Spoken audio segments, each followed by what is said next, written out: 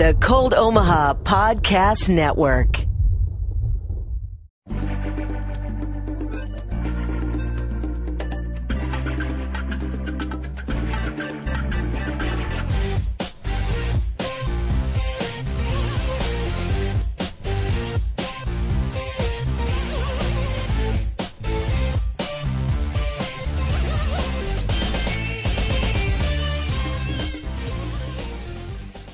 Hello and welcome to Procedurally Generated. I'm Henry Bell, and joining me today are Tom Schreier, Brandon Bowling, and returning guest Daniel Starkey. Today we're going to be covering the Switch's leaks and internal storage limitations, the upcoming Civilization update adding Australia as a playable faction, the court decision on Digital Homicide's lawsuit against Jim Sterling, and a whole lot more. But first, I want to get things started with what we've been playing this week. And Daniel, thank you for coming back on. I hear you have some pretty cool games you wanted to talk about. Yeah, so I played 3 games this week. I'll go over them real quick and then talk about the main one that I can talk about. Sure. So I played Horizon Zero Dawn, Torment, Tides of Numenera, and Legend of Zelda Breath of the Wild. Those second 2 are still under partial embargo. And so the main one that I can talk about is Horizon Zero Dawn, which I should have a piece going up on Wired soon about it. Yeah. I didn't like it. Oh, really? Yeah, so here's, and I'm going to get so much crap for this. Like, I know it's, so this is basically, to me, like Uncharted all over again, where it's a really entertaining game. It's got a lot of good pieces. It is graphically, like, some of the best stuff I've ever seen. Sure. And more importantly, it uses its graphics as part of like its gameplay, insofar as you have like these big, lush valleys filled with like monsters or like animals and robots, really. Sure. Robot dinosaurs. And you know, you can see for fucking ever, and it gives you like a really good sense of what it feels like to hunt and all these other things. But at the same time, it feels, and this is the thing that I'm trying to like figure out with the article that I'm writing, it feels too gamey. Interesting. And that's like I've heard a lot of allusions or a lot of comparisons made to like Far Cry. Is it those kinds of mechanics that are getting at you, or what is it that's particularly that's so gamey? Okay, so for example, so you start off the game, and this is like very literally zero spoilers. Mm-hmm. This is like opening cutscene stuff. No worries. So you start off the game. You fall into a pit as like a little girl, and you find like this thing that like projects holograms across your field of view, and it allows you to like identify the weak spot of like the robot dinosaurs and like, you know, do a bunch of other stuff. Cool. And so it's kind of what they use as like they use it as like an excuse to give you a heads up display, and they use it as an excuse to like show you where the next thing that you need to go to is and all these other things. But that juxtaposition, like these tribal environments with you know, this weird futuristic heads-up display, kind of push that to its extreme. Like, you realize how out of place some of these things are. Sure, although is the setting not like far future? Like, isn't it on the box that it's like future apocalyptic Earth? Yeah. No. That's totally fine. It's just more of like, okay, so maybe this is me also playing Torment, Tides of Numenera at the same time, sure. And I'll be very, very careful about what I do with this. But so talking just about the stuff from Torment that I played at PAX, so the stuff that's not under embargo. Of course.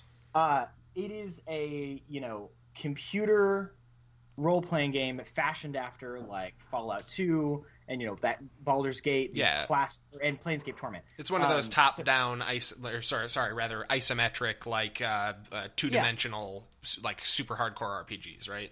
Right. And combat is like virtually, like, it's not important to Torment at all. Huh. Instead it focuses on like role-playing, like really, really role-playing. Cool. It is a D&D like game, essentially. It doesn't use the D20 system, but it does like a ton of other really cool stuff. So like if you were in quote unquote combat, which is really what the game labels a crisis, then you have different skills. So you have like might, speed, and intelligence, and you can use those in various ways to like do more damage or find a different thing to like knock somebody off balance or talk somebody down from a problem. Sure.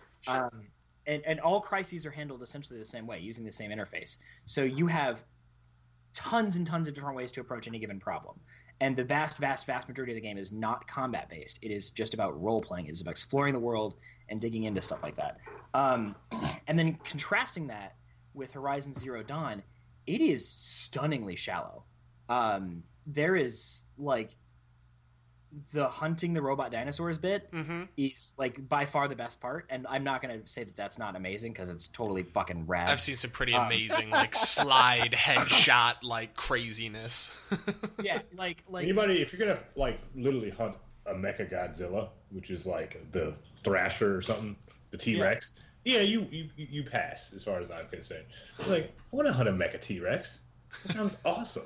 Yeah, no, it with like lasers on his shoulders and missile launchers. What? Fuck Come yeah! on. With a bow and arrow and a spear, please. Yeah, last night I was fighting off like 3 crocodiles that had like rocket launchers on their backs, and I was just like, I don't even know what to do with it. That's amazing.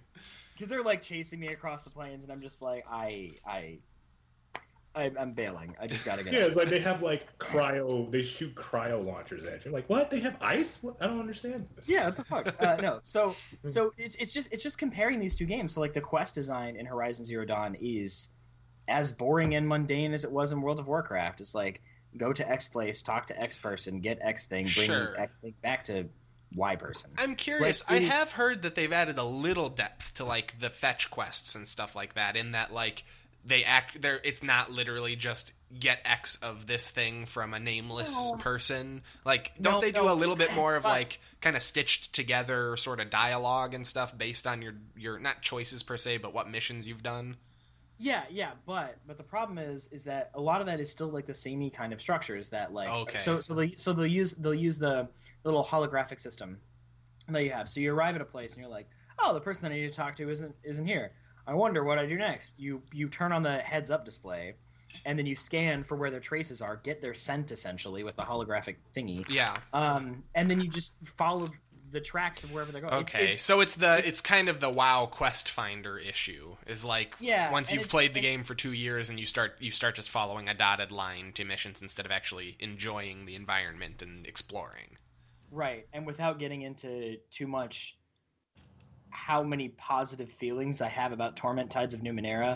Just playing them side by side, I'm just like, wow, you are really pretty and have no depth. And then Torment is like, wow, you are not really all that pretty at all, but holy shit, you've got so much going on under the hood. Sure.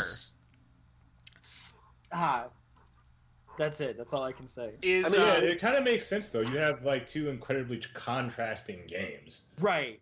And playing them at the same time, and especially if you treasure like depth in a game, dialogue where you're engaging more actively in the game rather than just playing, walking the dotted line per se. Yeah, I was going to say, understand where you're coming from because I've read articles about Horizon Zero Dawn 2, and they're like, it is definitely a tropey open world action RPG. Like it has all the tropes. That said, I have heard it has a pretty intriguing story behind the story. Like the mystery of, what happened to the past civilizations is fairly compelling.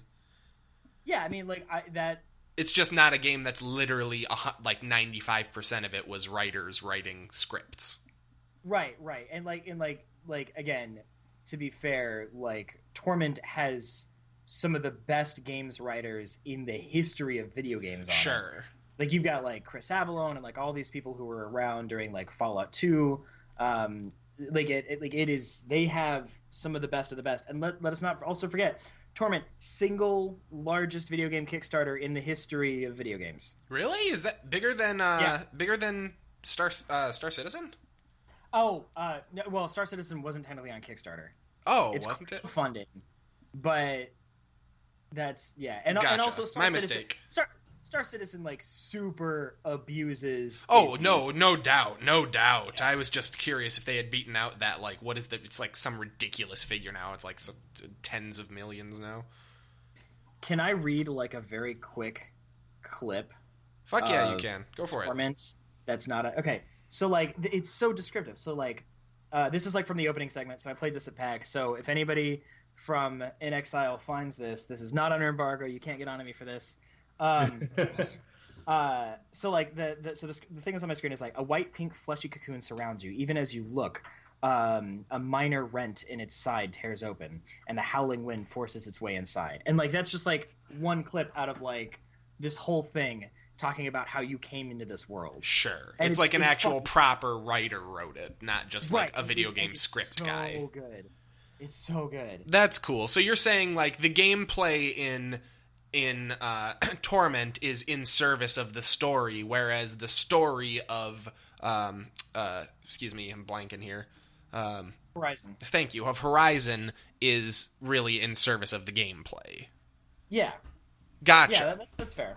That's cool, though. I mean, I dig that, because, like, for me, almost my whole life I've been mostly a story guy, but I'll be honest, I've found games like, say, Wasteland or, like, Pillars of Eternity, they've really turned me off, because while they have really good writing and, like, character development and some really cool systems in them, the combat is just, like, hard as nails to me. I've never been great at those tactics style, RPG systems, and so, for me, like, having ridiculous stuff where, like, I try and throw a fireball and accidentally hit my ally and light half the battlefield on fire and kill my own team, like, that's not fun for me. That's like, fuck this. This is bullshit.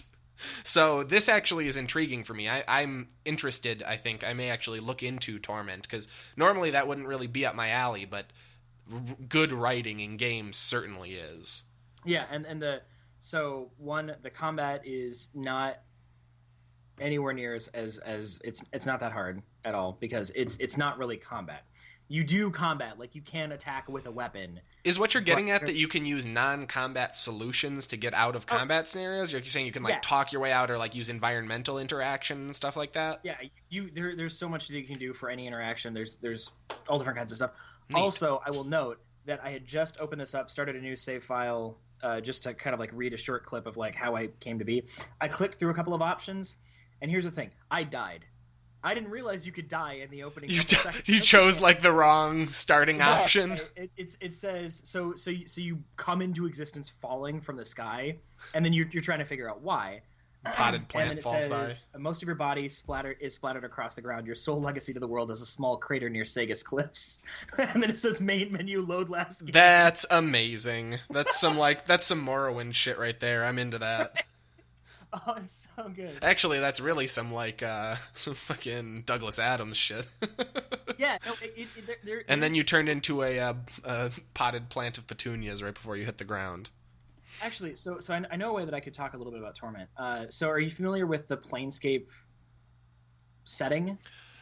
Very, very vaguely, but yes. Okay. So for everybody, the Planescape is essentially a hyper-future D&D setting. But it's still like fantasy, right? It's like future fantasy. Yes. When I say hyper future, I mean it is a billion years in the future, and so it's some Star Wars shit. Yeah. So well, no, they loop way back. Like stuff is way weirder than Star Wars. Oh. So like one of the main characters, she's like fractured across like 20 different dimensions, and so she's constantly like jittering in and out of existence. Neat. And it's just like this is awesome. That is cool. And she sees in a ton of different dimensions too. So like at one point, you're talking to her, and she was like, she can like see what could potentially happen if you're interacting with this thing, and then she's like, oh yeah, well this thing did this other thing to this dude, and then it shot a laser through his face. And in one of them, like he was really happy because like he had perfectly contained the laser into the crystal, and it got like this really valuable artifact. But then I watched him die 20 times because of all of the other realities. That's pretty great. Straight through his eyes. And he was a lot less alive after that. That's pretty amazing, actually. I really like that's very clever too.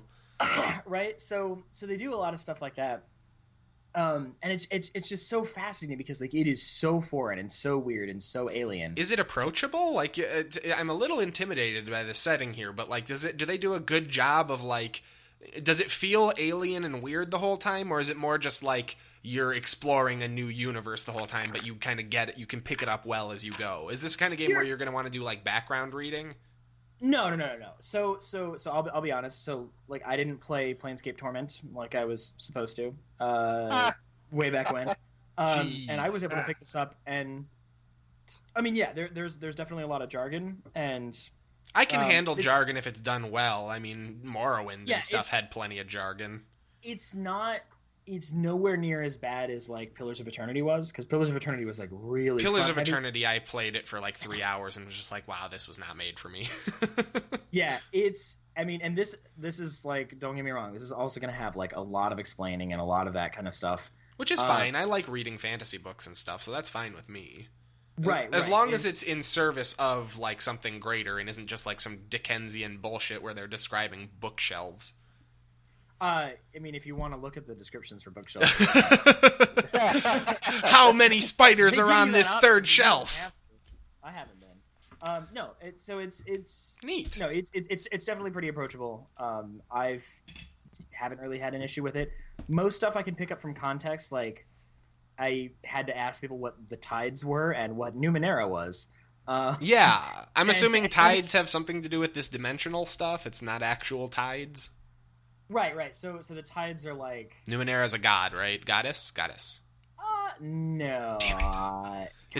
It just seems like it with that name. I'm just getting spitballing here. So Numenera would best be described as like they describe it as like a force that permeates everything, kind of like the Force. Only they call it, like, they say it's a lot more similar to chaos, gravity, or electromagnetism. Okay, the only difference is that this force comes from conscious beings, and so the tides of Numenera are how your consciousness is exerted on the world, and so you'll have dominant tides, which is kind of like how they handle the morality system. But there's a lot of different colors, and Jesus so Christ. And so you can have like 2 or 3 different dominant tides. That actually does sound like Chaos from Warhammer. Yeah, that's why I was like, chaos. But that said, that also you lost me hard there. I'm not gonna lie. Sorry. It's all good. This is why I get intimidated by these games. I'm sure they do a much better job of like taking you through it step by step, rather like if you're going through a tutorial versus having it explained to you though. I'm just maybe I just have like a really high tolerance for this kind of thing, because Western RPGs are like my favorite thing ever, and I am like a D&D obsessive. So sure, I mean I'm a big D&D fan. Don't get me wrong. I'm a big fan of Western RPGs, but more Western action RPGs than Western traditional RPGs. Okay, yeah, this is so like I guess the main thing that I like about this is way more RPG than anything else, and I've been so thirsting for this because. So like Skyrim, all these other things that are around calling themselves RPGs, they don't even have skill checks. You're not playing a role. You don't get to like. What are you talking about? I can either be a good guy, a sarcastic good guy, or a jerk who's also a good guy. Hey, you're making a good point. but this is fucking good, man. That's pretty like, sweet. Computer RPGs are finally coming back. And it's not obviously just a fluke, because we had like Wasteland 2 and like. Well, that's what I love too, is that they're like back by popular demand, not by there was one successful one and so now we're trying to replicate that. It's like fans are like, we'll fucking pay for it and then buy it. Like seriously, just make this shit. Right, and one of the other good things is like Pillars of Eternity, Wasteland 2, and Torment. They're all different kinds of these RPGs. Torment is like the most role-playing heavy, and Wasteland is probably the most action-heavy. Maybe. Really? You think so? Maybe Pillars of Eternity. I was gonna say Wasteland has a lot of dialogue stuff. Yeah, it's true. But that's the thing, is like there's these different flavors to it. Like it's fucking great, man. Just to have this stuff back. Oh my god, I'm just so psyched. That is really, really cool. Hey, really quick, since we can't talk too much about like recommendations and stuff for Torment, I'm just curious, for Horizon, I get that you were a little lukewarm on it, but I'm curious, would you recommend it to certain types of people? Like, would you say that like maybe there's any similarities to other games that you would draw, just so that people can get an idea. Because maybe I get that it wasn't your cup of tea, but I'm like, do you think that is just because it wasn't great, or just because it kind of rubbed you the wrong way? So I think Horizon is going to be an incredible game for a lot of people. Okay. Yeah, for like if you really love like Uncharted, Last of Us, Arkham Knight, if you love like Far Cry Primal, like no one loves Far Cry Primal. I own the collector's edition of that. No one loves that game. If you're like, so I guess if you're like really really fine and okay with like where video games are kind of going, sure, or especially where like the standard AAA game is going, you're gonna love this. Huh? The formula. Yeah. I hear they have brought back, this isn't a spoiler or anything, but I was listening to some other podcasts this week, and I hear they did bring back towers and camps, but just to a lesser degree. Yeah. So I'm sure they're not straying too far. Would you recommend it to people who are big fans of that for full price, or would you say hold off for a sale probably? I would actually say it's probably worth it for full price. Like it's really lengthy. I mean, the vast majority of it is like really solid. It's just wasn't my jam. I guess I'm getting really really tired of like really gamey games. Sure, I can understand that. And maybe it's just I play too many games. Or maybe it's just that you play too many like major releases close to each other, you know, where it's like the major releases are gonna play similarly. That could be it. And it's like I said, like playing it against Torment, it just such a contrast to me. And maybe that was it. Sure. Maybe it was just like, wow, here's actual depth. And I'm throwing really hard shade right here. Jeez. Well, I mean, I wouldn't say that. I mean, a lot of the mainstream games that we're seeing, like our standard AAAs, are kind of lacking on that depth point. I mean, but they have the flair and they have just enough to keep you interested for the win.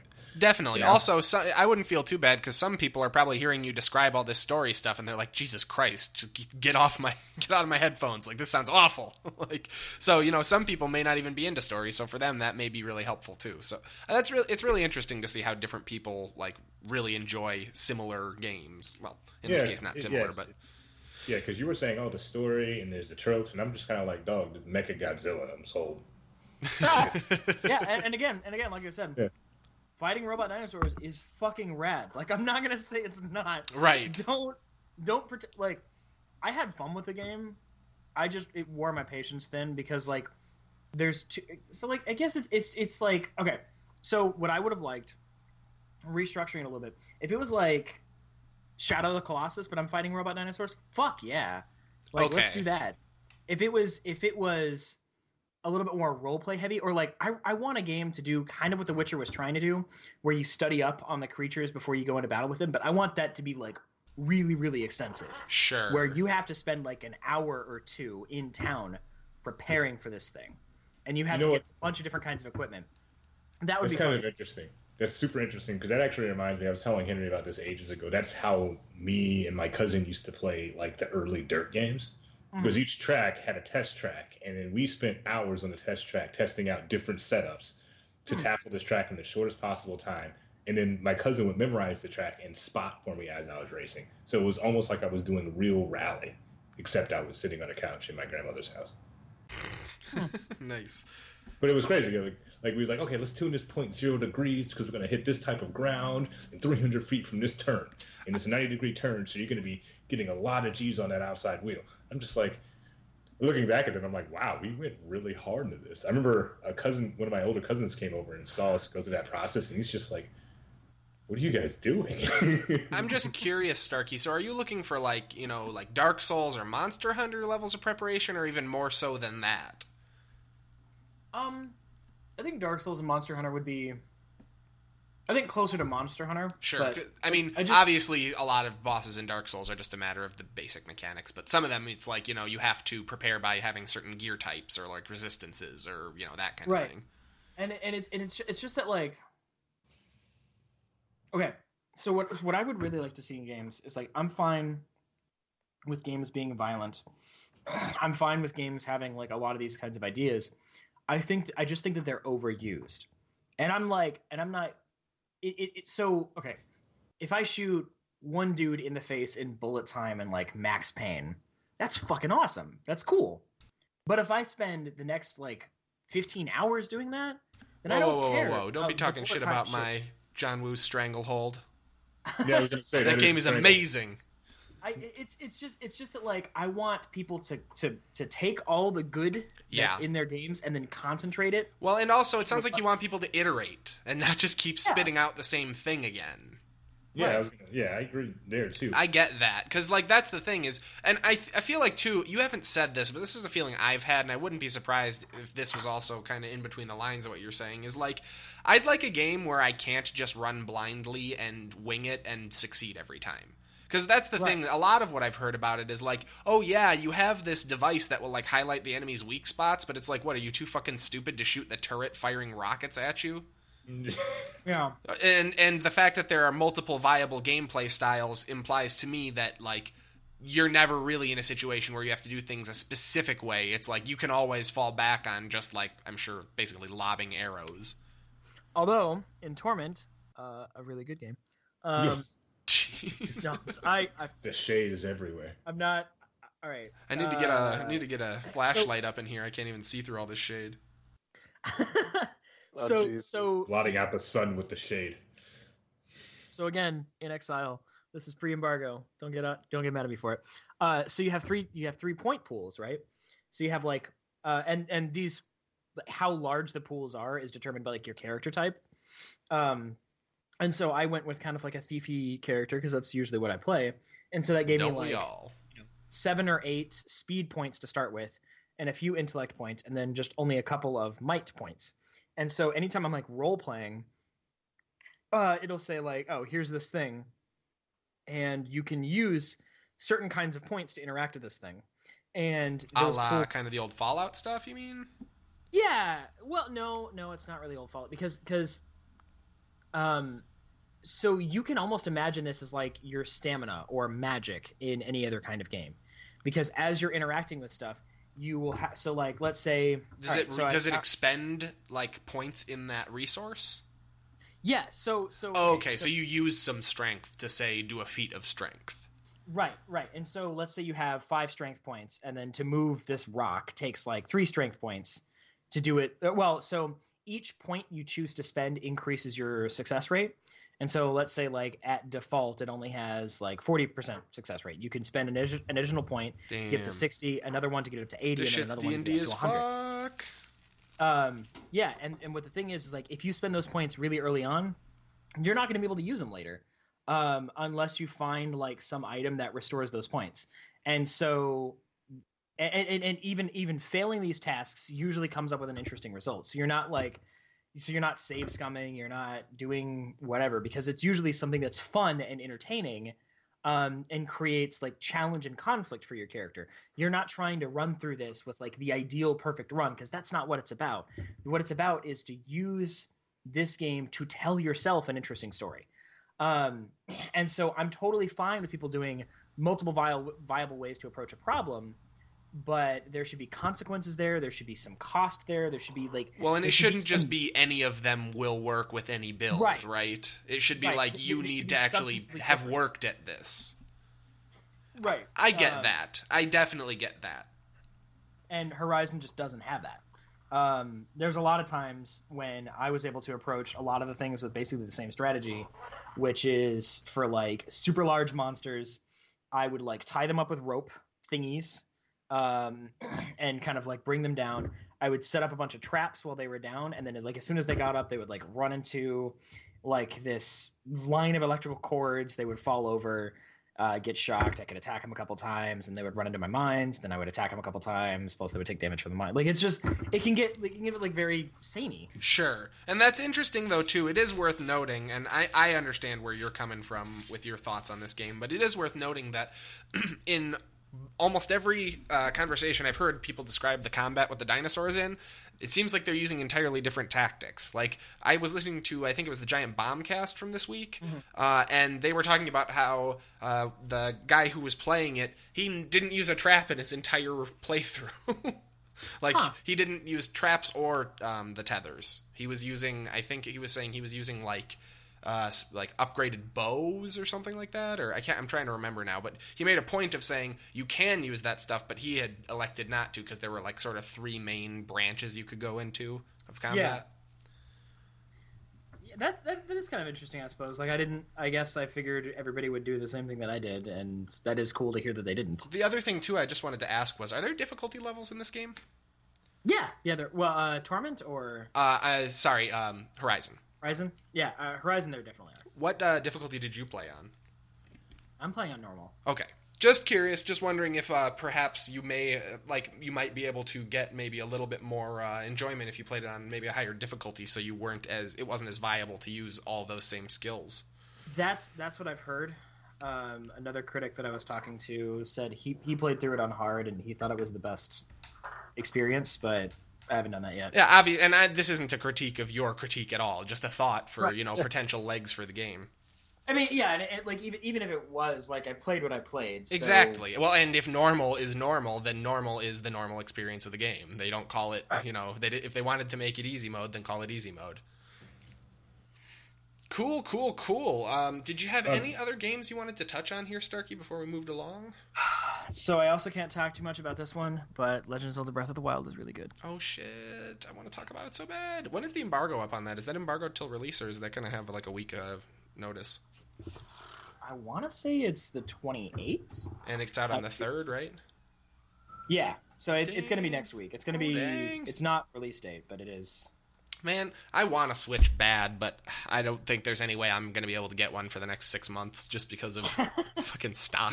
Yeah, I don't know how big demand is, but they made 2 million of them. I'm pretty sure all 2 million have out. already sold. I'm pretty sure the pre-orders were gone like day 2, and then they had another like 2 weeks of pre-orders that they like put out new stock, and those all got bought up right away too. Yeah, there was like an article, I think GameStop put out an article, and it was like, oh yeah, we're going to have stock of them for walk-ins. And I'm like, no, you aren't. Well, especially with that Circle of Life bullshit we were talking about a couple weeks ago. Yeah. They're not going to sell you shit you didn't pre-order and is new. Who are you kidding? Yeah.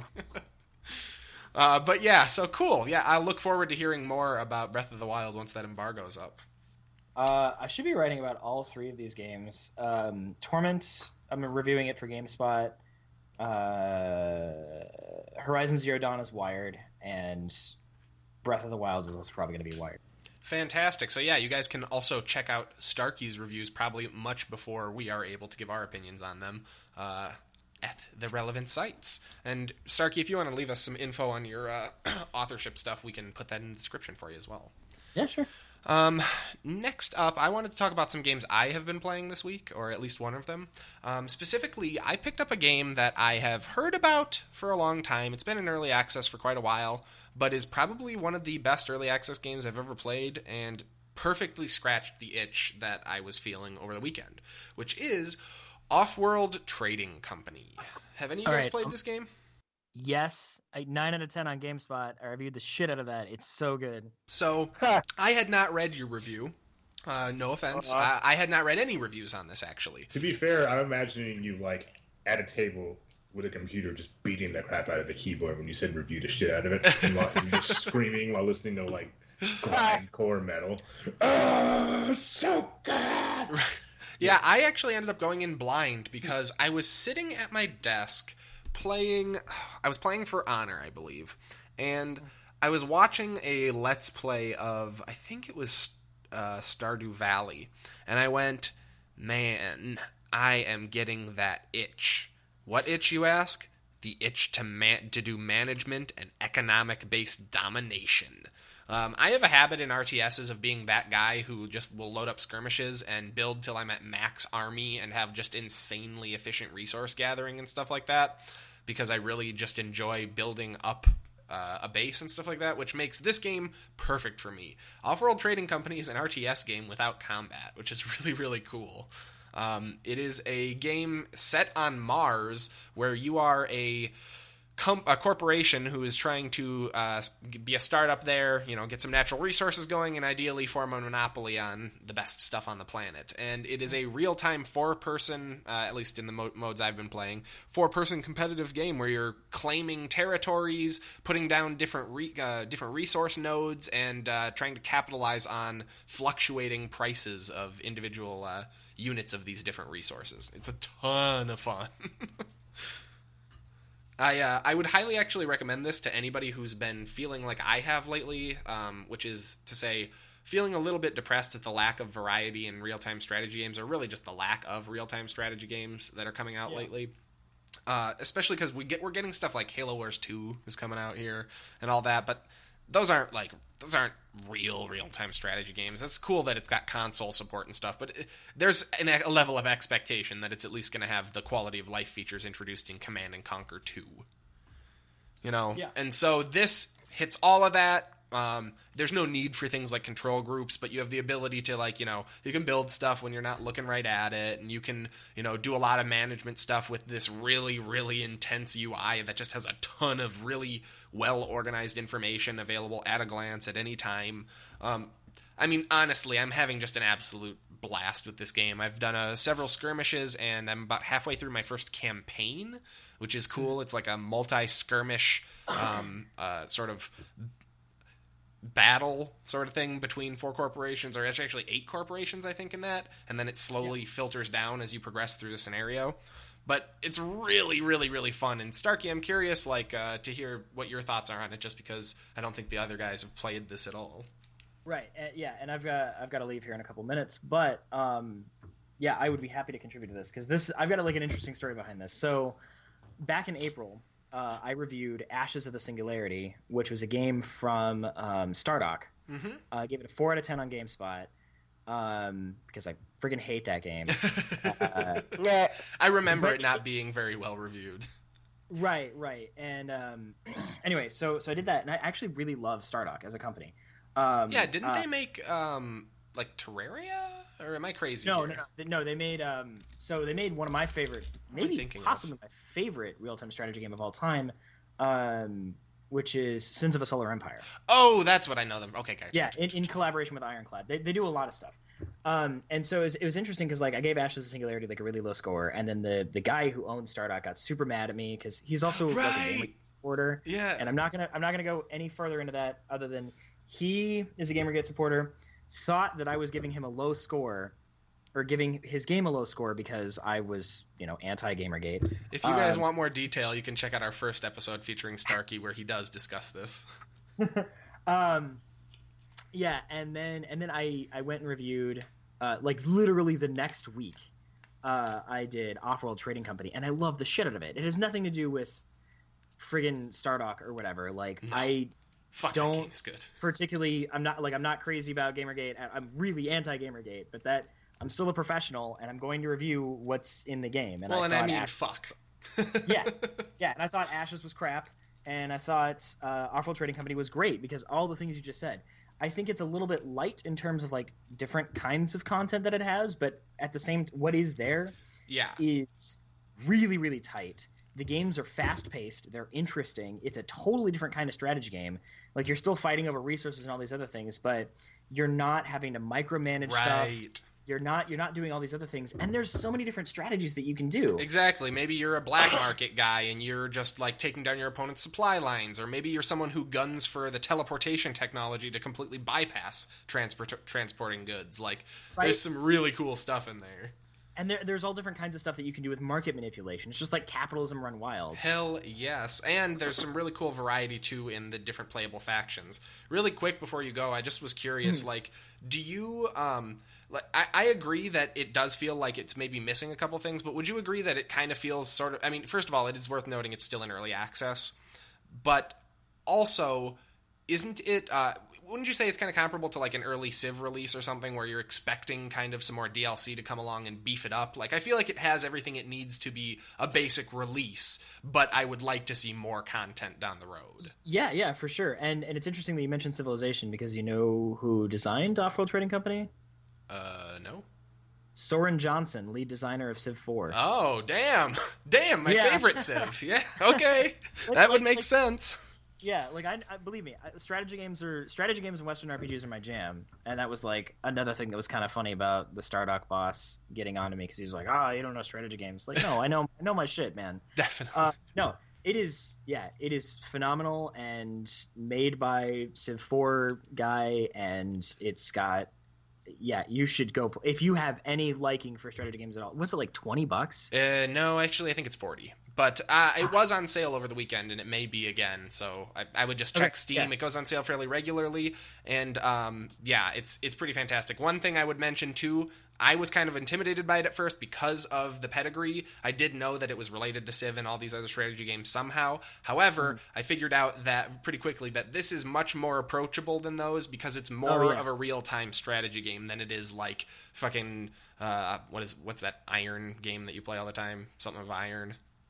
Hearts of Iron. Thank you. Hearts. It's nowhere near as overwhelming as something like Sins of a Solar Empire or Hearts of Iron or something like that. It's much more approachable. It is super approachable. It is easy to pick up. You can learn all the basic things in like an hour tops, which is pretty quick for these kinds of things. And again, there's so many different options. Like you can manipulate the market. You can just, if you want to crash somebody's like economy, because like the whole thing is basically like they are trading colonies, like the early colonial stuff on Earth was. Mm-hmm. So if you are stockpiling some resource, you can just sell it off super fast to crash somebody else's economy, or you can buy up a ton of it even if you don't need it. Because like if you know that somebody doesn't have access to a specific resource and they're gaining too much ground on you, you can buy up a ton of it even if you don't need it, raise the price so that they can't have cheap access to it, which slows down their economy. You have so many different things you can do, and that to me is like the best thing about a really well-designed strategy game is that you're never stuck. Exactly. I mean, you didn't even mention that you can also manipulate stuff using the black market building, which will allow you can send out false shortage alerts to the planet, and so you'll be like, "There's a glass shortage," and they're like, "Oh my God, glass is worth 3 times more for the next 2 days." I'm just like, sitting on a stockpile of like 1,500 glass. It's like, yes. Yep, and then you can sell it back and make a boatload. It's super fun. Highly recommend it. Anyways, though, Starkey, I know you got to run. Thank you so much for joining us for the first half of the show. We're probably going to take a quick break here, you guys, and we will be returning with a little bit more of what we've been playing, specifically from Brandon and Tom, and then we will go ahead and jump into the news. Don't go anywhere. We'll be right back. All right, and we are back. So we have a couple more games we wanted to talk about that we've been playing this week, and Tom, we have not gotten to hear a ton from you. I was wondering if maybe you wanted to talk about something you've played this week. Yeah, I mean, part of that is just I've been students been kind of busy. I went out to the West Coast to see some friends from college, and obviously we weren't playing a ton of games, but when we were playing sports just because that's a great multiplayer thing. And yeah, definitely. I should say, it's like one of the last couch games you can do nowadays. I was going to say, the last vestige of couch co-op. Yeah, no, it was actually funny. I just thought of this. I didn't put it on the outline, but I did talk one of my friends into getting into Overwatch, and he's full-fledged committed. He downloaded it, played it a couple times, completely locked in. But it was funny. He was like, "Can we play this together?" And like the other guys in the room kind of snickered. Like, "What are you talking about?" like he didn't know if it was multiplayer? No, well, he didn't know if it was like local couch multiplayer. Oh, that is pretty funny. Yeah, sad reality of modern day gaming. Yeah, I mean, to be fair, I think we had fun with it because like I bet he learned it quicker than he would have because like I played a little bit just to show him how like a couple characters played, and then he'd jump in, and then I'd have another friend of ours who just wanted to jump in and have some fun with it, and like between the three of us, I think we kind of worked out the kinks faster than let's say I did when I first played. By myself. So sure. Well, and it's a good game to kind of switch off with the controller with because the time to death, or rather, your average lifespan isn't too long, so you can just switch off when one of you dies, and you don't have to necessarily. You can just change heroes if it's not a character you're good with. Yeah, exactly. It is the cool testament to that game is this was probably like 5 dudes, which isn't that much, but like in a barely 2-bedroom apartment, it was really 1.5. Jeez, sounds stinky. Yeah. It's San Francisco. Like you just can't afford. Sounds I don't extra want to say stinky. Yeah, you can't afford anything out there. But But yeah, so the cool thing is almost everyone was like, I get this. And I kind of didn't know what the reaction would be, just because it's like these aren't hardcore gamers at all. And I think that's the cool thing is like Overwatch can be what you want it to be. If you really want it to be like a very competitive and, try to distinguish yourself there, you can. And if you just kind of want to knock it around and have some fun, I can't remember the guy's name right now, but the guy with the traps and the who shoots the little rockets and stuff, Junkrat. Mm-hmm. Like something like that is just hilarious to just mess with people. Definitely, and easy to play too. Right. So I mean, that's the thing. Like I didn't. They weren't playing as Anna or I'm trying to think of Sombra. Some of these newer characters are a little tougher, but it's more. I taught him Soldier 76 just to get him used to it, and then they kind of gravitated towards like Farah and Junkrat and some of these guys that you don't like. You can kind of contribute to your team without being like super, super good. Sure.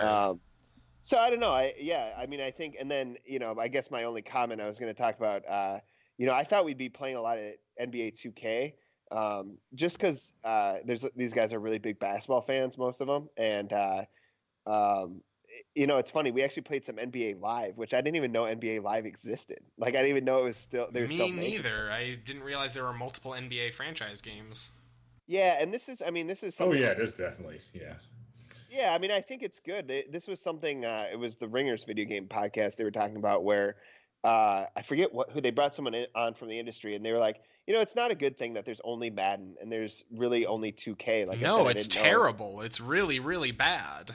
Yeah, and so I mean, that's NBA Live was really bad. Like they had created their own players. I forget how this kid got it. He got like that and FIFA and a few other EA games like all in a package. It got him into Mass Effect, which that was another cool development. Like he was like, oh, Mass Effect was awesome. Like I'm going to get Andromeda when it comes out. So whatever. And I was like, that's cool. But I don't know how he got it, but Live needs some work. Having said that, I hope they keep it going because I think these games do need competition.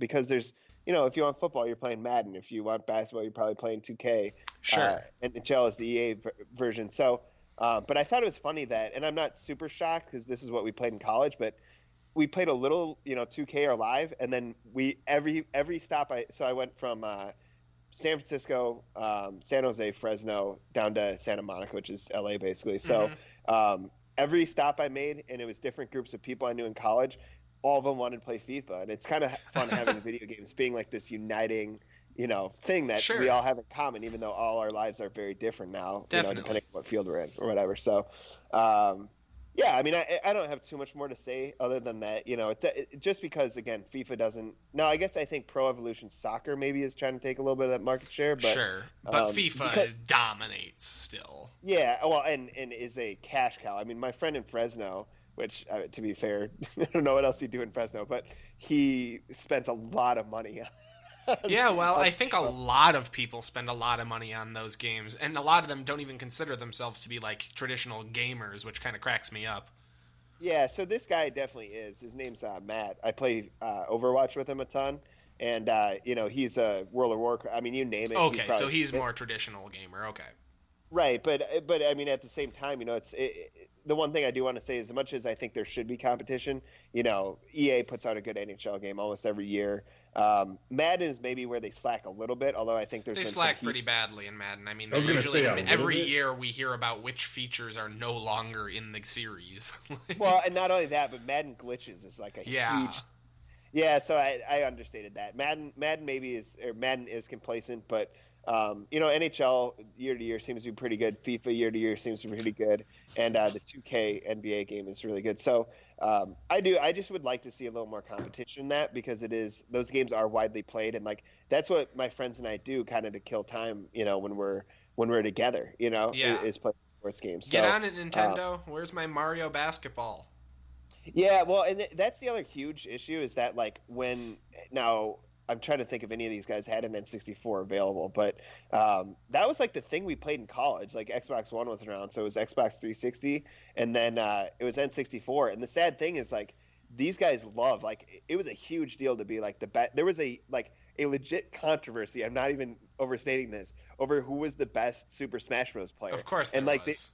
Yeah, and I was like, it's just sad that you know, that's what we'd be playing is we'd probably knock out a game of FIFA and then we'd be playing Smash or Mario Kart or whatever. Well, I mean, that's what's going to be great, man, about the Switch is honestly, you would be maybe a perfect candidate for it because you could be driving all over California with the Switch with you. And being the whole thing is that it's supposed to be bringing back like couch co-op and stuff like that. You could probably just pick up the N64 Smash on the Virtual Console. Yeah, no. I was just actually thinking about this too. Like when my cousin was actually traveling around China, he would actually enter Smash tournaments. Like, oh, that's awesome. Yeah, he would just go to China and just start opening up cans on people. We actually did a tournament in like Senegal and Africa. You just like. Dudes are playing Smash, and they're like, "Oh, you can play Smash?" I'm like, "Oh yeah, I can play Smash," and he just crushes. Right, and so I think you should maybe consider getting more like one of the portable versions. I mean, that's one of the huge benefits is if you're a person, someone who's traveling a lot, and you don't necessarily have friends who own all the games, is you can split that controller apart and play some Smash. Yeah, so I like all this stuff in theory. I do. We'll get to it in the news, but there are some things that concern me about Nintendo. Definitely. And I mean, just generally speaking, I think it's. I'd have to know that it works very practically, right? I mean, I like it in theory. I don't know that it's gonna. I hope it does. I don't know that it's gonna, be as sweet as it is. But yeah, it's just unfortunate in my mind. Like this is, it's cool that the old consoles, the 360 has not held up very well, but that N64 still works like new, for most people. So you can still play that, but it's just like we'd all probably play it if it, a game with better graphics, right? If it was available. And popular, whatever. Sure. I'm not totally sure what you mean by that because there's been like 5 more Smash games since the original one. But yeah, I just don't think it's captivated people. Well, first of all, people just aren't speak for yourself because stuff. Smash is actually huge. I mean, it's in the Evo fighting tournaments and stuff now. Yeah. For God's sakes, I spent $60 or $50 on Smash for 3DS and then another $45 on unlockable character or downloadable content. Yeah, and I should qualify this by saying, like, keep in mind, this is all people, we all went to college together. It's, you know what I mean? It's a small sample size. Yeah, you're saying it's not as popular among your subset of friends, none of whom, from what I can tell, own Nintendos anyways.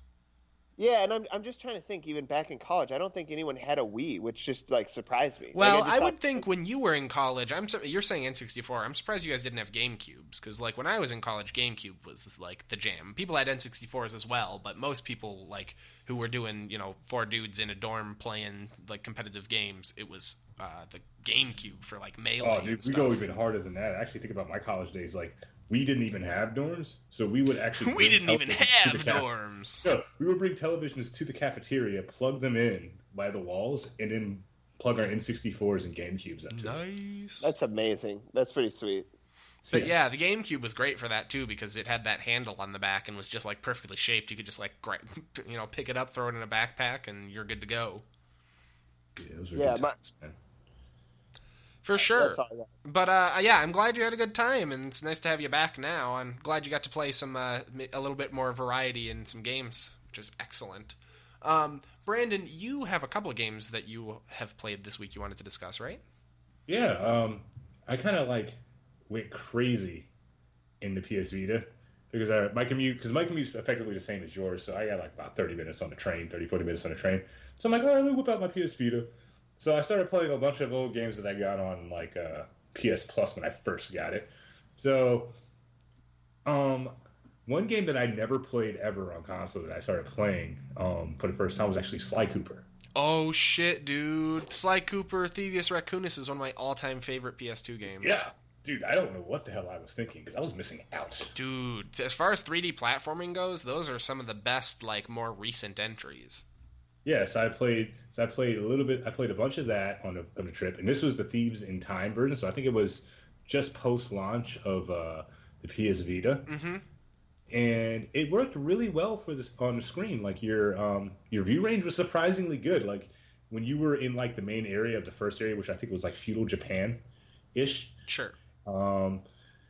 You could literally see like about 55% of the map in just that one area. And that was just like you're saying it was able to like load stuff in the distance and all that, or are you saying Yeah. like your camera angle is really wide?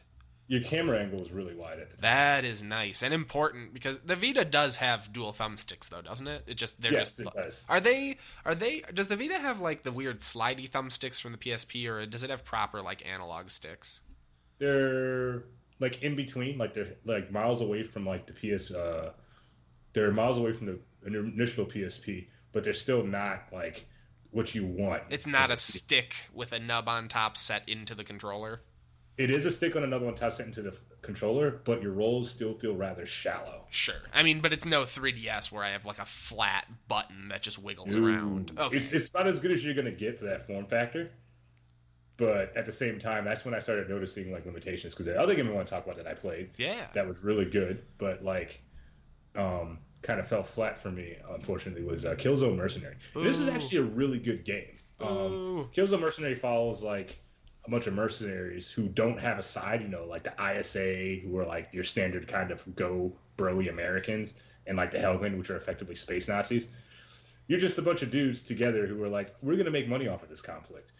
And you work for the Helgen and you work for the ISA, and through various missions through, on Helgen and on Earth. Mm-hmm. What was interesting about the game is that you had like 3 different styles to play. You could either play super stealth, you could play like super tank, like weapons of blazing, or you could play like Panther with like certain like where you would stealth kill everybody.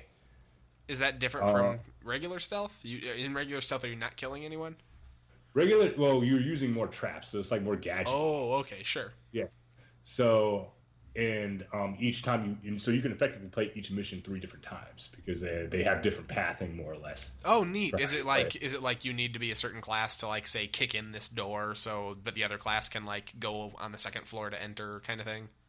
Yeah, because actually something was reminiscent in the first Killzone where you could actually choose the character you play as, and like for example in the first Killzone, if you played like there was one like assassin woman, like you couldn't climb she would literally be able to jump and climb into areas that no other character could do. Like it was pretty, like you had that level of depth in the first game, and this kind of brought it back. But it was like instead of playing the whole game like that, you had the whole mission. So like for example, if you played the stealth character in the first mission, like you could literally straddle like roof girders.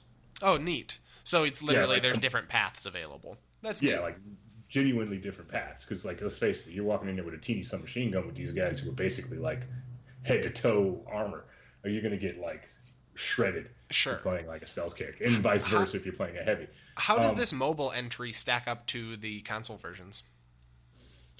Graphically, it was pretty okay for the screen size. Like it was like I'm more concerned gameplay. I'm more curious gameplay wise because I'm not a huge Killzone fan, but I am wondering how it was on mobile because the idea of a decent mobile FPS is intriguing to me.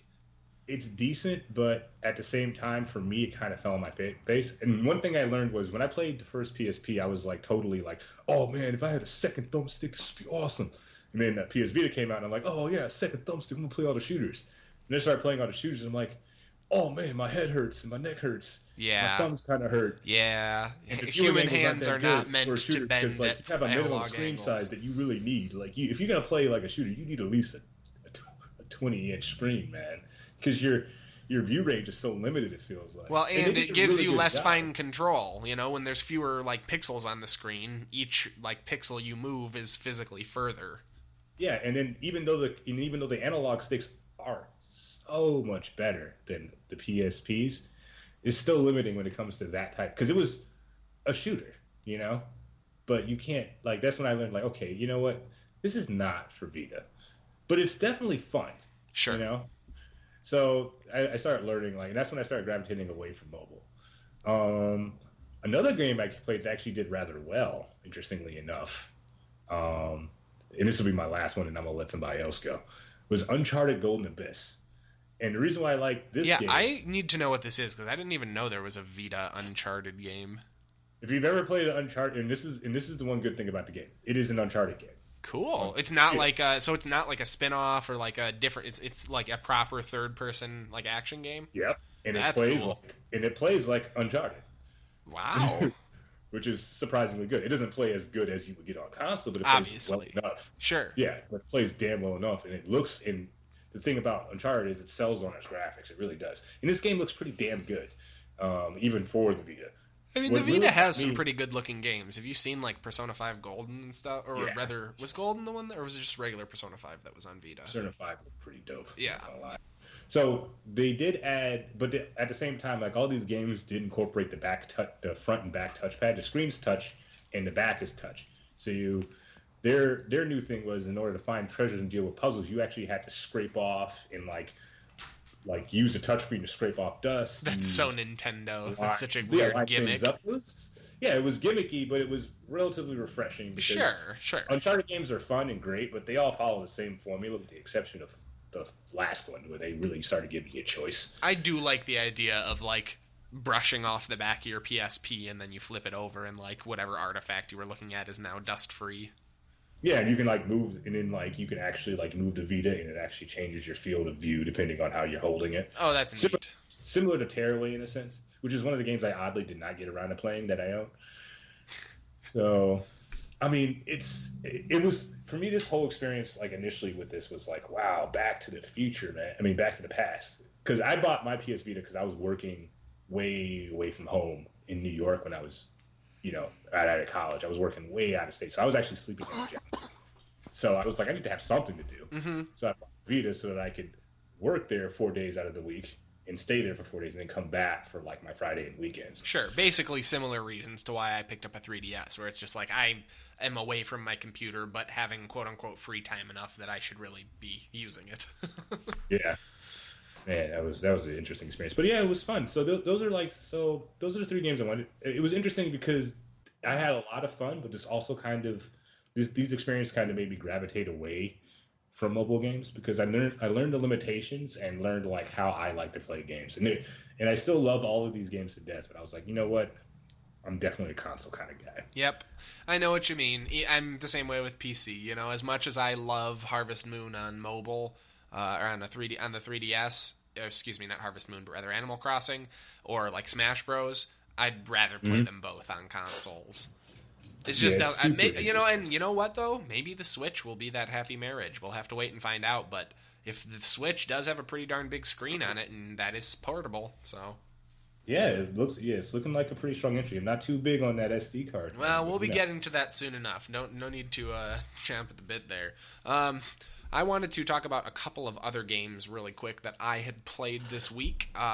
In particular, I played a fair amount more of For Honor, and I think I'm probably done for a little bit. I'm finding the game a little bit stale, especially the like flagship mode, the 4v4 like Dominion. It's not very fun. It's like people play like little bitches, and it's really frustrating. Like, it's anytime that you like are about to 1v1 someone, they'll just run away and find like 2 other people, and they all roll in and like 2-shot you, and you can't fight back. Like, it's really frustrating because you don't actually get to have the battles that the game is all about. However, that said, I am enjoying the duel and brawl modes, where it's a little bit more team-oriented in brawl, and duel is like one-on-one fights where they take out all the item and equipment stat stuff. But I'm kind of bummed because I bought the game for what was supposed to be the flagship mode. That is fucking the Dominion one. I really wanted to, or Domination. I wanted to take over, help take over the map and wage war and do that whole planet side thing. But it feels like they kind of dropped the ball on that one.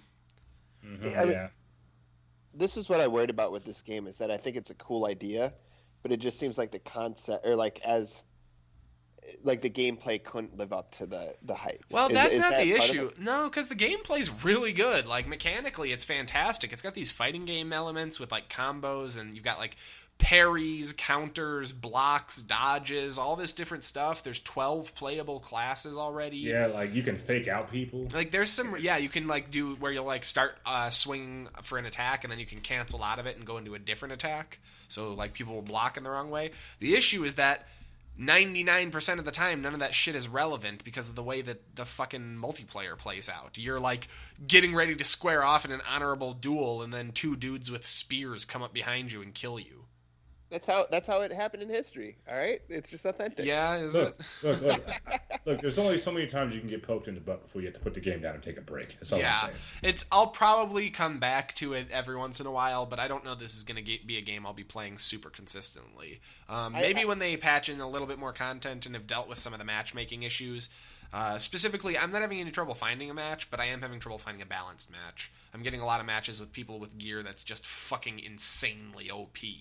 Like dudes with flaming like armor and stuff like that, and I'm just like, I'm wearing the starter armor. Like, I'm really curious what our guy Trevor thinks of this, because this was like his game.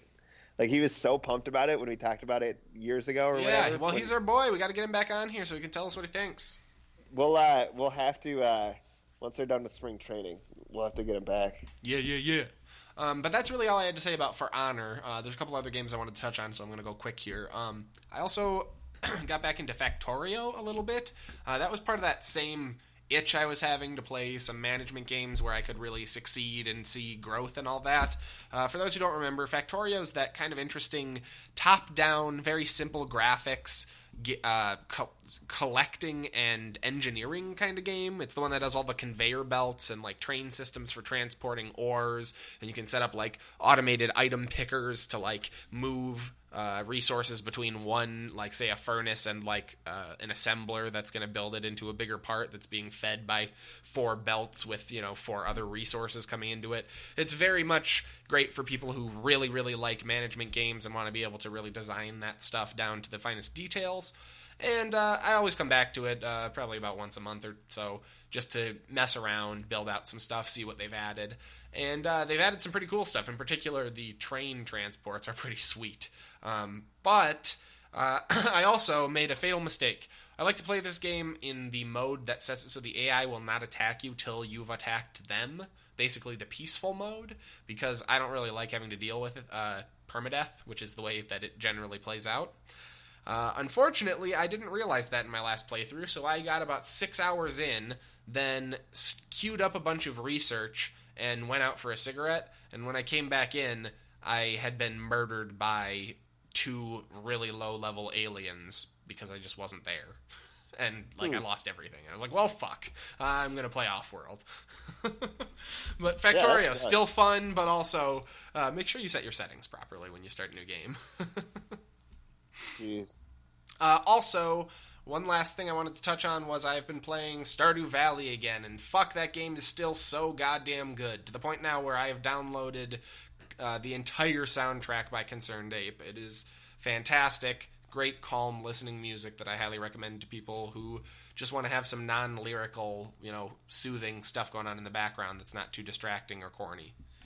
Maybe I shouldn't admit this. I listen to video game music when I read stuff. I actually am more productive when I'm listening to it. I do the same as long as it's not too catchy a song. I have a whole playlist of calm video game music that won't hook me into the melody.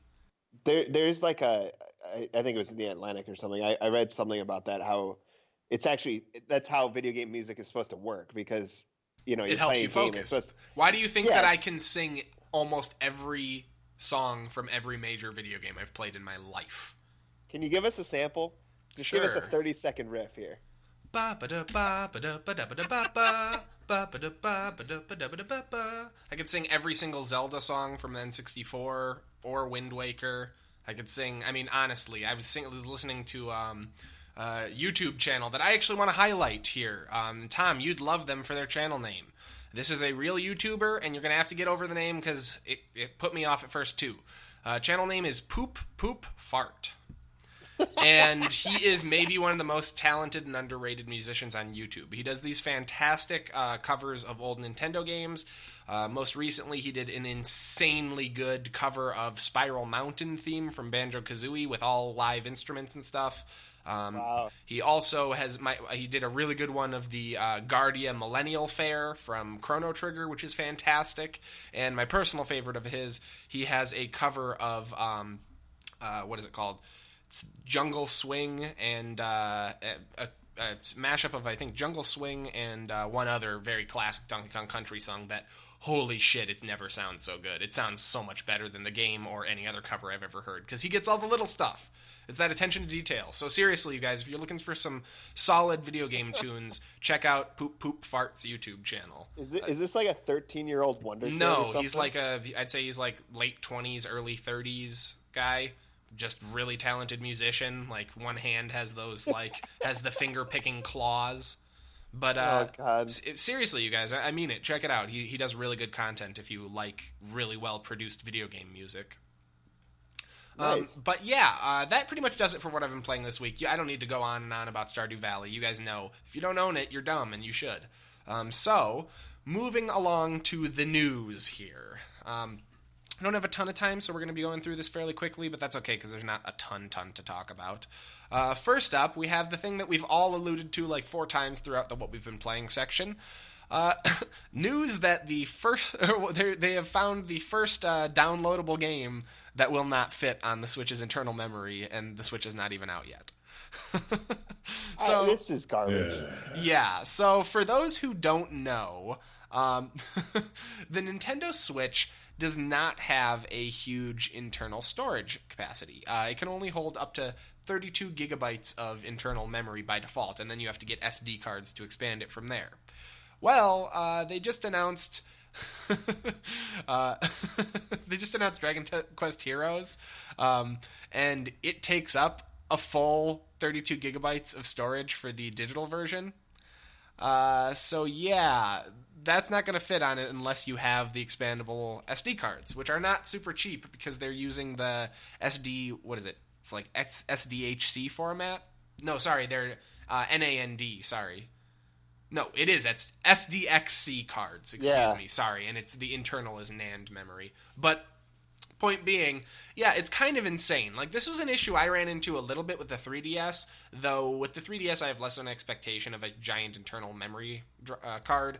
But for the Switch, this seems like a pretty big deal to me, because you're already, I mean, $300 for what it is an okay deal, but the way they're already nickel and diming you on all the controllers and other accessories, adding in, like, getting a giant SD card, like, they're saying it'll support up to 2 terabytes once they make a 2 terabyte card. But that's not going to be cheap. That's going to be crazy expensive, you know? I mean, no, it's garbage. You're buying a $300 device. It should be able to store the games. Like, I mean, to be clear, it's only when you're fully downloading digital titles. So, like, Zelda Breath of the Wild, the digital version of it is about 13 gigabytes. However, if you buy the cartridge, it only takes up about 3 gigabytes for updates in terms of storage on the internal memory. Because remember, this is a card-based system, not a disc-based system. So you're going to be slotting in cards that have like all of that stored on there for the most part. It'll just be updates that are stored on the internal memory. However, if you're someone who wants to buy stuff on the eShop, and only on the eShop, that's where it's going to be more of an issue. So yeah, that's actually a really good distinction. However, and maybe this is still a hot take, but it's just like, at this point, I just buy all my games digitally. You know what I mean? It's just like, I don't want to deal with changing discs. I agree and I disagree. Here's the thing. I mean, I own the 3DS, right? And I have a couple of digital games, and the majority of what I have are the actual chips or the cards. And I really like having the physical cases. I like the cards because they load up real fast, and I don't have to worry nearly as much about storage, because storage is a concern on the 3DS as well. And also, it's just, I don't know, they're nice. The cards are nice too, because like they don't get scratched up and shit. They're pretty durable.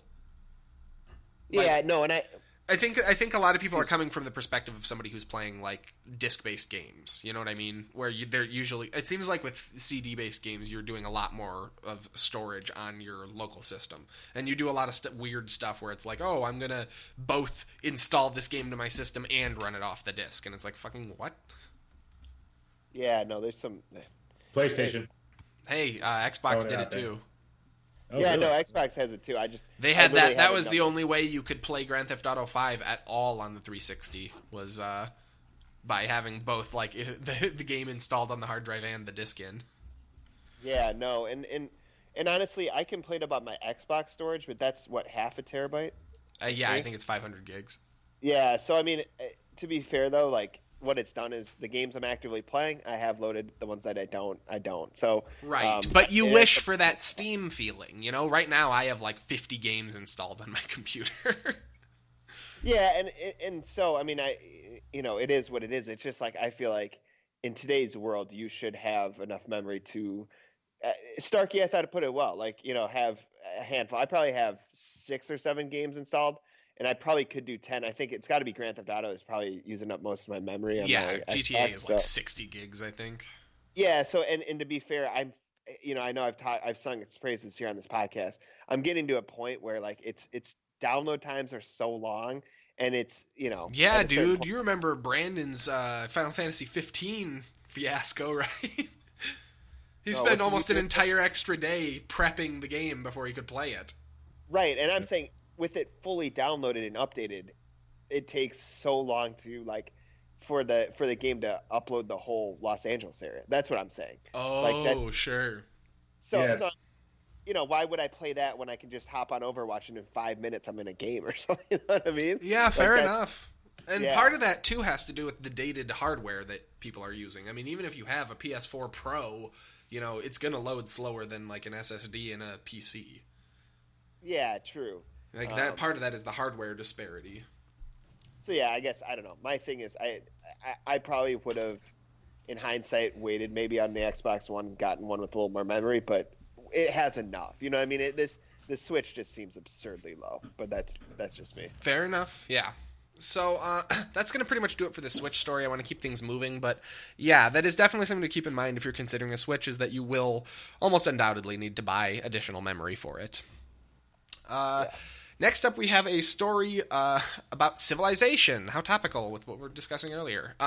For the first time ever, Australia is going to be a playable faction in Civ, which is pretty exciting. So Civ 6 next DLC will include the the Australian civilization, and they're going to have some special Australian style military units and stuff, such as the Digger, and special buildings such as the Outback Station. So be prepared for a lot of really fun themed new units and stuff. This is pretty exciting, I'm sure, for a lot of Australians out there, especially considering that this is kind of an interesting pick, considering that Canada still doesn't have a civilization. Well, so maybe this is the dumbest thing I've ever said on this podcast, which would set a real record. But how is Australia not in this, like, way earlier? Like, Australia is like the coolest place on Earth. Well, like, because Australia is a very young continent, and they didn't have much of a history in the world theater. I suppose. Like, how often do you hear Australia come up in major war discussions from history? Yeah, no, I guess that's fair. It's just like, it seems like, I mean, what's that, Brandon, I'm completely blanking here. What's the racing game you played? Didn't you say that's based in Australia now? Oh, Forza Horizon 3 is in Australia. Hell yeah, it is. Is that not the best setting ever? Like, I mean, you know what I mean? Like, Australia's just sweet. Well, yeah, for racing, yeah, it is fun because it fits what the game wants to do. Have a very diverse environment to racing. You have your jungles, you have your desert. Yeah, but here's the thing about Civilization. In Civilization, you don't want to be in a goddamn outback trying to find resources. Yeah. There's no water. Fuck. Yeah. Australia's military might history, starts stemming in World War I, World War II. When you look at Civ, we're going all the way back to Crusades level stuff. Oh, older even. Yeah, exactly. Yeah. You've got Chinese emperors and stuff in there. Yeah, you're talking 4,000 years worth of history. So I think it's that. I do think it's a little odd that America gets included, considering we are also an extremely younger nation. But I think that's just because they're American-produced games. Yeah. Anyways, though, there's not a ton to say about this, but if you are an Aussie who's listening, you may want to pick up the next Civ DLC.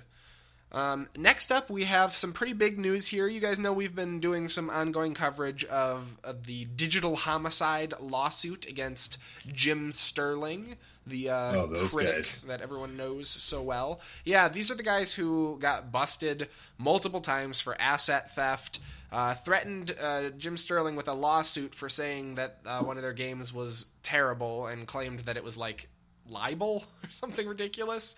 Like, they said that he didn't play the whole game, so he wasn't allowed to, demanded millions in reparations, and then also said that he would have to replace all offending reviews with apology articles for 5 years. And the court got wind of all this and threw that shit the fuck out. They were like, this is fucking ridiculous. And this is really important. This may seem like a really obvious thing to you guys, but this is important for 2 reasons. One, it's important because developers shouldn't be allowed to bully YouTubers and stuff like that into agreeing with their visions of their games. People should need to be allowed to give their opinions without the threat of a lawsuit. Also very important is you do not want to risk losing a lawsuit like this because of the precedent it does set. Similar to what I was saying before, the second that someone is successfully sued for this, games journalism is just basically over because anybody can sue anyone whose opinion they disagree with. No, I agree completely. I was actually getting worried considering like how far it got in the first place. Sure. I think a lot of that has to do with like appeals and it going up and that kind of thing. But sure, yeah, I know what you mean. And the other big thing to keep in mind is that when people are hit with these kind of lawsuits, they gotta pay for these court fees and stuff. So this can't have been easy on Jim. So I'm glad to hear that he's finally, on the other side of the tunnel on this one. Yeah, I mean, I think about Starkey. Like, he had that one guy go after him because he gave a bad review of his game. I mean, if a guy like this gets sued who's high profile, everyone's going to go after anyone who goes on GameSpot or Wired or, all these places. Beyond that, here's a dirty little secret for all these guys. The media helps you market your game. No shit. Especially if it's terrible. Yeah. Because guess what? When Jim Sterling talks about how shitty your game is, about 10,000 YouTubers try and ride those coattails. Yeah, so I mean, it frustrates me to no end, and I'm obviously biased as a media person, but, like, honestly, just the media helps you. Like, even bad press, it's kind of the old line, like, any press is good press. Yeah, no such thing as bad. Exactly. Yeah. I agree. I think a lot of companies are still coming around to that. I mean, look at Nintendo's, like, streaming policies. They're still completely Byzantine. You have to, like, you get, like, 25% of your revenue or something ridiculous. Nintendo is kind of behind the times. Yeah, I know. Shocking.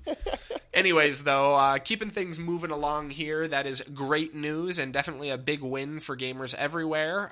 Congratulations to Jim Sterling, and hopefully we won't see any more of these ridiculous, frivolous lawsuits going forward.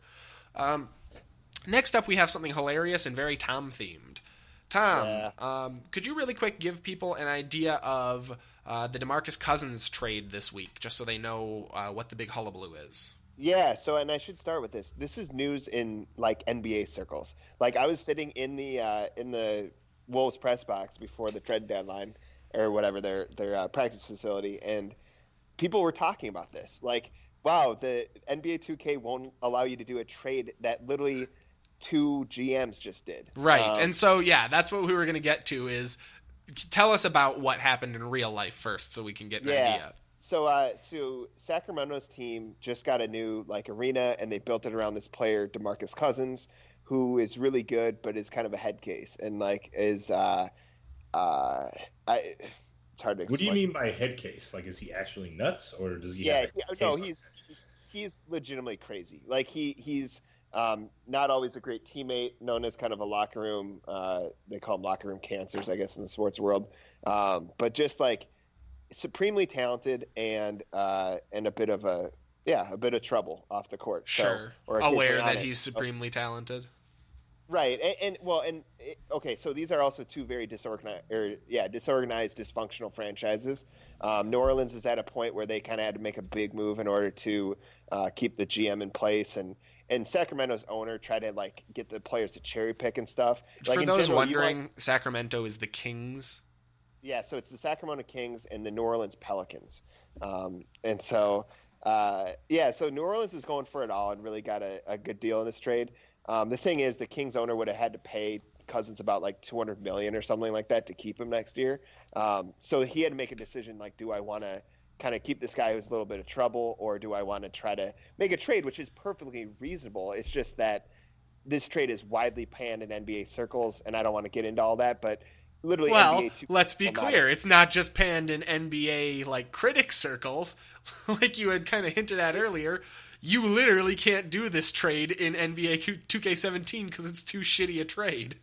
Yeah, and it just like the way that 2K describes it, and this is the fun stuff that like there's a lot I don't like about Twitter, but this is the fun stuff about Twitter is that like whenever this guy threw this up, all of a sudden everyone was talking about it. But the way it was programmed, they were like, well, this is a team that has a new arena, is trying to get fans out there, and it's kind of built around their star player. Yeah, and Sacramento is just not a big city at all. I was up there a while back, and like it's just not. There's nothing there. So like they have to have a star like this in order to get people in there. And I don't know. The bottom line is it's so funny that this game won't allow you to do something that literally in real life, like this is a multi-million-dollar transaction that may cost, someone their job. So, yeah. Here's the exact text from the game. Ryan Trust, GM for the Kings. DeMarcus Cousins is someone we consider untouchable. The only way I accept a trade for him is if I'm blown away, and this one does not do that. So, and I want to make something clear here, like, just to be fair to this guy, it's mostly because of the ownership. So, both real GM and 2K GM may have been on the same page. Sure. And the ownership might have told him, hey, you got to get rid of this dude. So, I don't know. It's one of these things, like we reported this a while back. We had this on the show that I think Curry broke 2K, right? Or something like that. Steph Curry, one of the best players in the league. Oh, yeah. His 3-pointers were on point. Yeah. So, I mean, this is kind of funny stuff where, stranger than fiction happens in sports all the time. And this is a great example of how a way to illustrate it using a video game. Right? Yeah, I just love the idea that like when the video game knows better, like it's just like, come on, guy. Yeah, no, it's a really, really confusing deal. The other fun thing, just to add on to this a little bit, is that people do like simulate how. So the two stars for the Pelicans now, Anthony Davis and DeMarcus Cousins, there's some question of like how they'll play together and what the team will be like. It's kind of fun that some, people have run simulations for the end of the year. They just got done with the All-Star break and they're down the home stretch, and people are playing the game to kind of try to figure out what this team would look like. And sure. I think that's also pretty cool that it's that real. Yeah, definitely. I mean, it cracks me up. It's like how they have the annual Madden Super Bowl game where they just put the two teams against each other on Super Bowl game day.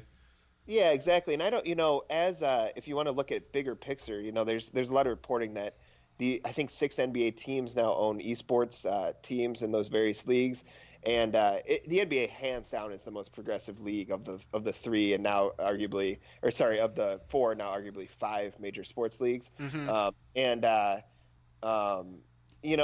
don't know. I mean, I think that especially in the age of analytics and where every team's looking for a little edge, and it's not just now the scout trying to find the little kid or a kid in a little town. It's how do we run the numbers and stuff. I wonder if some of these teams like the Heat and the 76ers, and I can't remember all of them, but if they're going to run simulations and kind of be like, hey, this isn't gospel, but maybe this will tell me something I didn't think of or whatever. And at the very least, maybe you go, man, if 2K doesn't let me do this trade, I probably shouldn't do it either. Right. Exactly.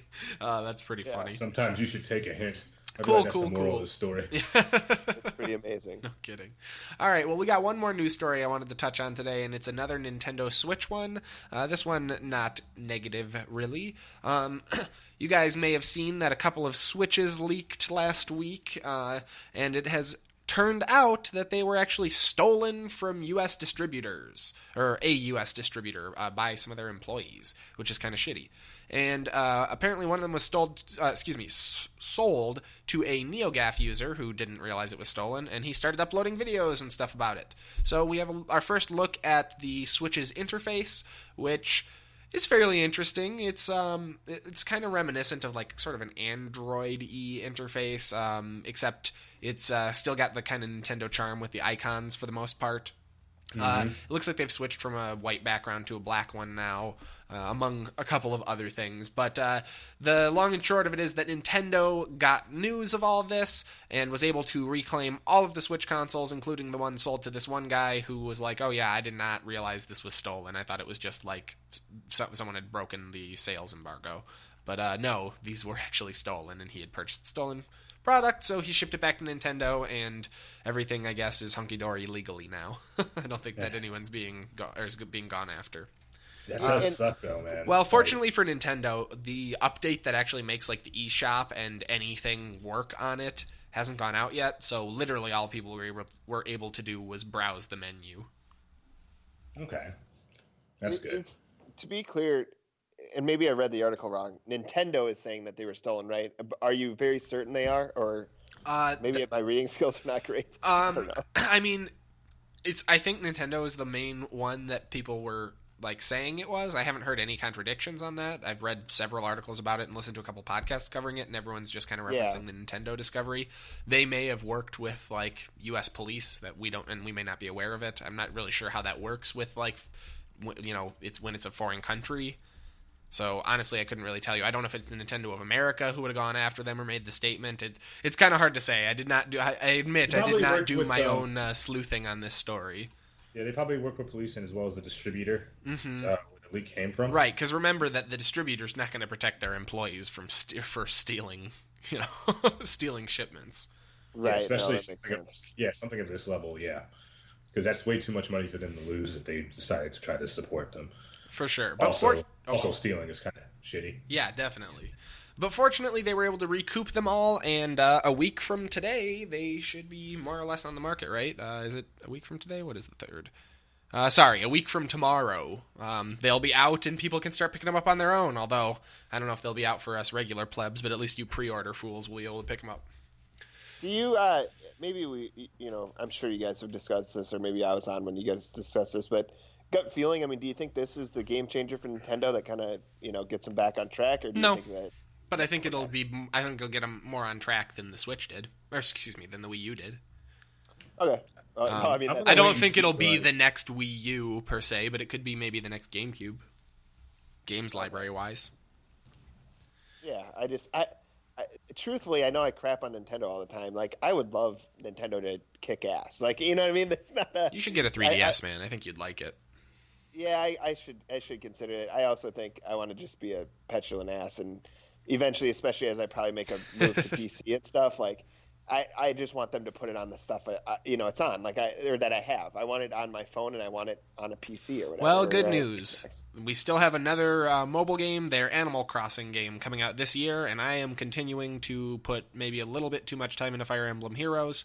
Actually, I've been taking a bit of a break from it now, I'll be honest. I may have beaten every single mission in the game on the ludicrous difficulty, or lunatic rather, God. and so I ran out of content.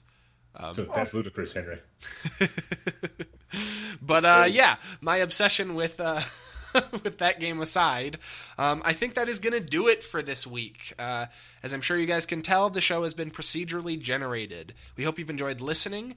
Please be sure to check us out on Libsyn and iTunes, where you can leave a rating or review, or if you prefer to watch on YouTube, you can check out the video on my channel, lesser.noob, that's lesser.n00b, or just search Henry Plays.